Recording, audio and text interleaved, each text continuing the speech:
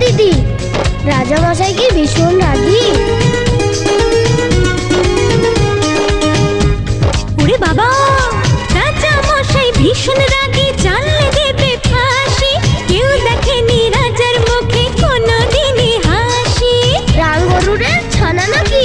কেমন করে রাজার কুমার বলবে ডেকে তাকে, রাজা মশাই ভালোবাসি আমি তোমার মেয়েকে। তাহলে তো ভীষণ বিপদ। এখন কি করে বলে সে আসল কথা, ভেবে ভেবে রাজকুমারীর মনে ব্যথা। এক যে ছিল রাজার কুমার।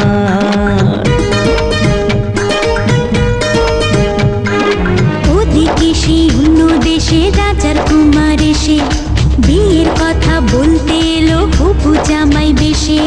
মনের দুঃখে শ্রাবণ এলো রাজকুমারীর চোখে।